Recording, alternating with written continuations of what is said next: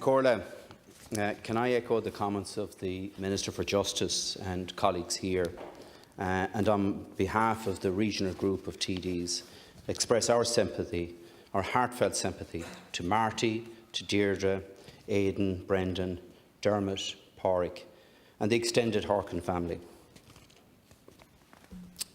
Corla, June in Castlereagh Garda station would traditionally be ball hopping month. Connacht football hopping. Castlereagh station that services the crossroads of the football giants of Connacht, Galway, Mayo and Roscommon.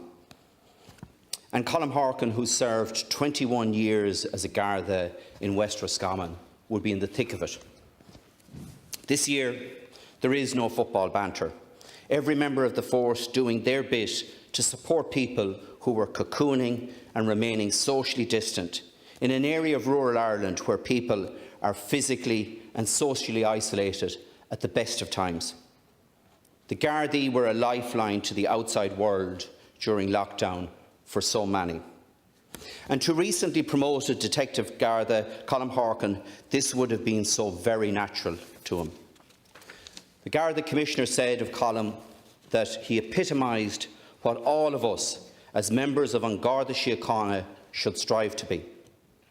The former Mayo footballer John Casey said of him, he was respected by everyone who knew him. He went on to point out that Colm is the fellow you would bring into the trenches with you.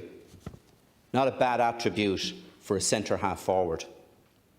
But this year in Castlereagh, there was no football banter, replaced instead by the shocked silence of last Thursday morning that reverberated right across this country, in fact, right across the globe.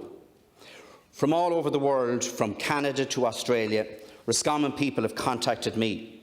And on behalf of the people of County Roscommon, and on my own behalf, we want to say thank you, Colm, not for doing your job, but for the manner in which you did it.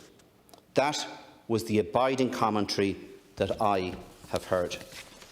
For me, the tribute paid by a man who I hold in very high regard, retired Garda Sergeant John Hines, says it all about Colm. His attention to detail was meticulous, and the rights and needs of victims were paramount to him. That attribute helped secure convictions and prevent further abuses of women and children across the west of Ireland. Some of those very abuses took up many hours of debate here in Dáil Éireann and led to important changes in the laws. We have no idea of the countless lives that would have been destroyed but for the perseverance and dedication of Detective Garda Colm Horkan. Ar yeiste go raibh an anam. Thank you very much, Deputy Naughton. Very much, Deputy Fian. Members have described an exceptionally fine and outstanding member of An Garda Síochána, someone who is the essence of what a policeman should be, someone that is a shining star for young recruits, I think, to emulate, and who, outside of his professional role, demonstrated himself to be a profoundly decent